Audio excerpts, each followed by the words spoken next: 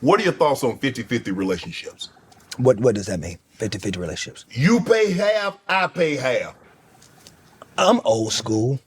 See, that's me. I'm old school. I'm gonna pay for everything. But hold on, if you pay for everything, are you expecting old school values in a new school woman? Because that's not how they're wired. But they can be. I think that every woman would be grateful for a man to step up and take leadership in the right way. The problem is the lack of love, compassion, and the lack of still having a voice in your significant other is some things, the thing that we as men fail at. It's because I don't know why it always falls on our shoulders in order for you to get yourself together. I don't get it. It makes no sense to me. If this environment is different and the circumstances is different, and now you have the choice to be able to choose for yourself, but instead you choose to rebel against traditional values, why is it my responsibility to reel you in because you are your own person and you are your own individual? Let me hear the rest of this first.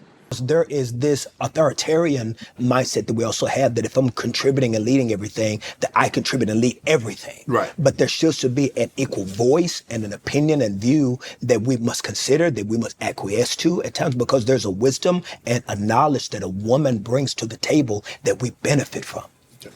And that's true. I do believe and I do support and agree to the idea that you should be able to voice your opinion and your perspective, but we're not equal. That's where he missed me, right? We're not equal. We're different.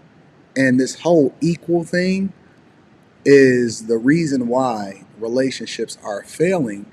And even with people that may be of the church, they can't necessarily guide you to success when it comes to a relationship because guys are being misused. And this is the part where they're missing. They leave this part out conveniently because they understand how to appeal to their female audience and user base. The reality is, yes, I agree that having a voice and the wisdom that you can source from the person because if you can't glean from the people that surround you, I take insight and information from my daughter. But it doesn't mean that we equal just because she has a voice and she can contribute into the household, whether it be, her insight, information, whatever, so on and so forth, right? There's still roles and responsibilities that we have to lean into in order to understand exactly how it is that we're supposed to be moving as a unit. Even if you go into a company, any company that you go into, you have to understand that just because you have a voice or just because you're an expert at something or can contribute into what it is that we're doing from a project perspective, that doesn't mean that you're the CEO. We're not co-CEOs, right? So we have to make sure that we play our roles. And this equal thing, it only applies when it comes to men making sure that they overproduce and women under delivering when it comes to relationships. And so, but a lot of that is our own insecurities, Right. a lot of the ways that we were raised. What's a good place to take someone on a first date? There's this thing, this viral moment saw it, with I the saw it. Cheesecake Factory. I saw it. What's a good place to go on a first date, and how much should one spend? I think the best place to go on a first date is to ask her where she want to go. Oh no, no! Why? Big in, big Why? out. Why? Because she says, I want to go to this 5-star restaurant where you already know if you just order the water, it's $50. But what's wrong with her saying that? Well, what's wrong with me saying no? No. So first of all, I'm trying to figure out what's the problem with that. Ain't no problem. It ain't no problem with her asking. Ain't no problem with me saying no. So now, what's the next question? I agree 100% with what Shannon said. Just because you want it don't mean that that's what it is that I have to do. Where can we Why go? are you saying? Because and let me tell you, Kirk, what's the problem with it? Is because a lot of women are misusing. They're using guys for reasons. I've literally seen women program guys' number into their phone as food. They call this dude food. They don't even know his real name. They call him food. Why are you saying no? Because here's the thing. Okay, give it to me. Why are you saying no? If I start you here, where do I go after here? That ain't Correct. necessarily true. It is. Oh, it ain't Man, true. Watch it. Man, peeking, man. You know what? I got to give you youngsters game. Y'all ain't got no game. Here it is. You can say there easily, okay, baby girl, I'm finna take you to this place you want to, but I'm finna let you know, this place is so mad expensive. I'm doing it because I want to impress you, to let you know that I got you. Hold on, let me finish. I got you, but I ain't gonna be able to do this all the time.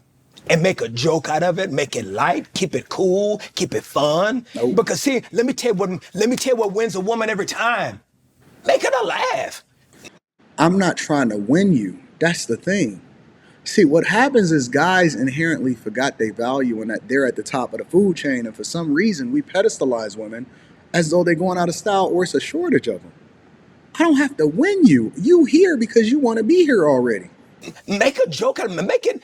Make it like, man. Make her laugh. Have you ever seen the ugliest dude with the prettiest chick? Yeah, Because yeah. he keep her laughing. You know, women love to laugh. I'm using a bit of a link. Girl, I ain't taking you to that place. Because I ain't got the money.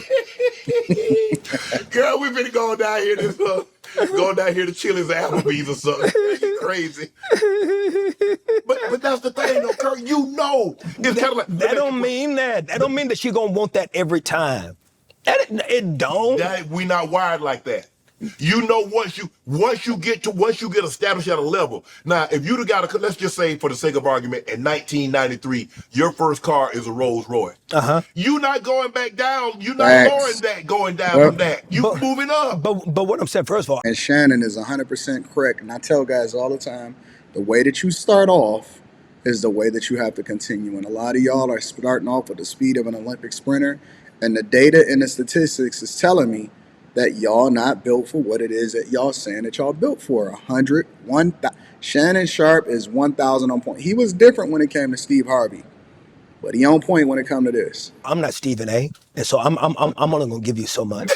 I'm saying to you that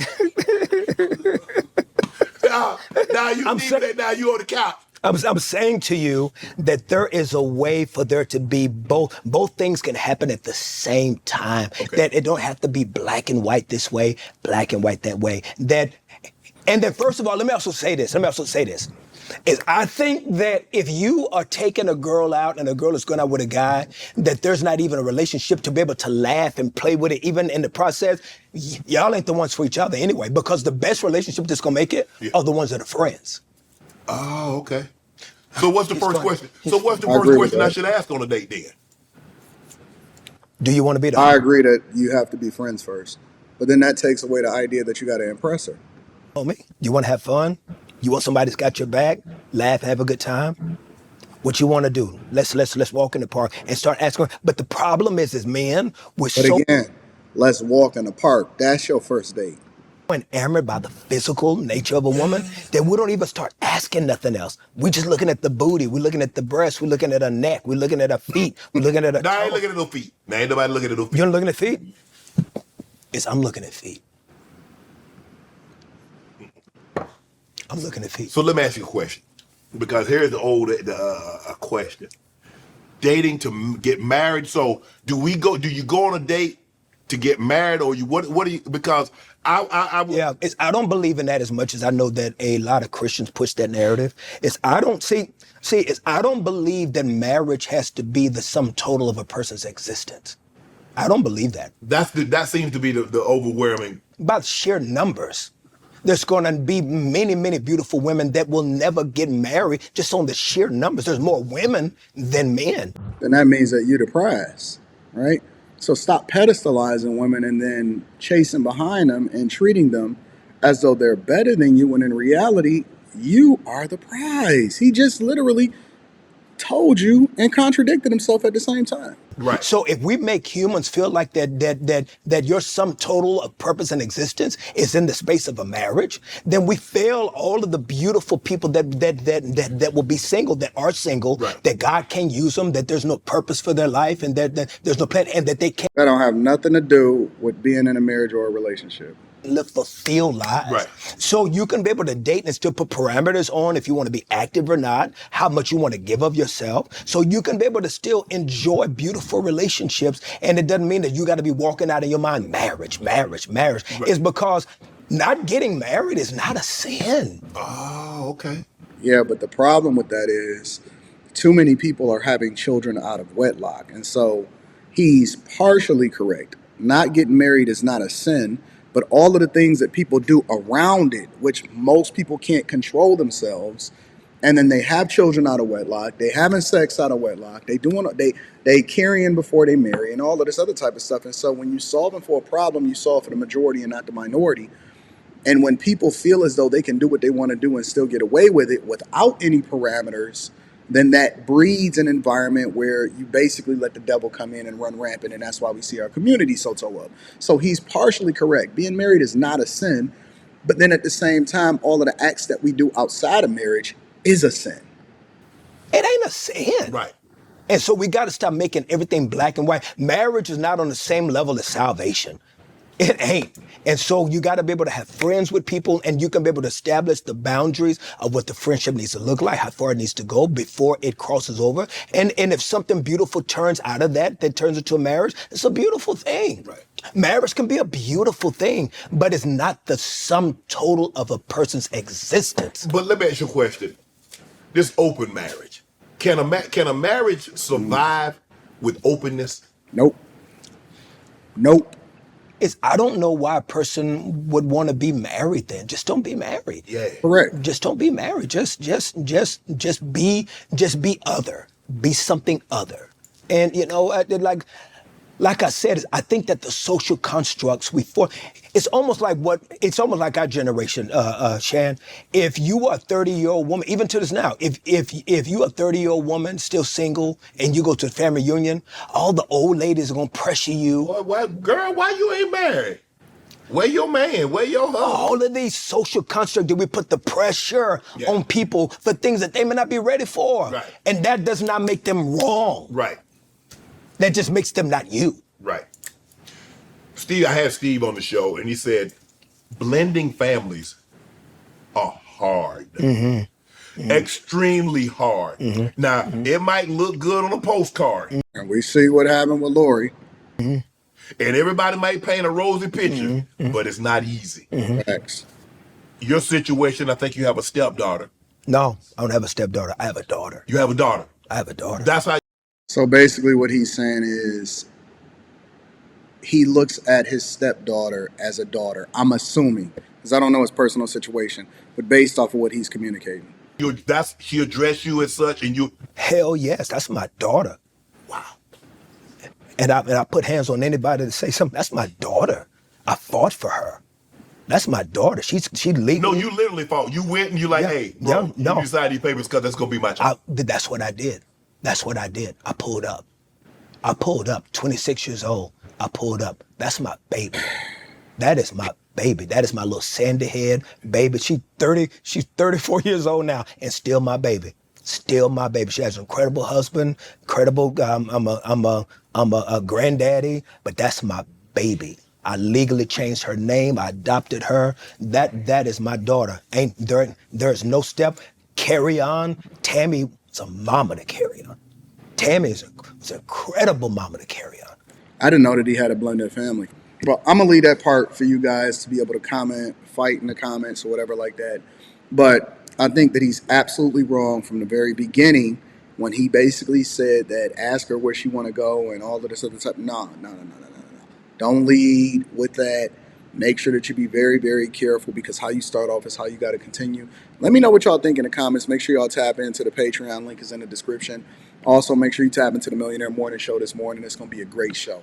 I love y'all. I appreciate y'all. Let me know what y'all think in the comments.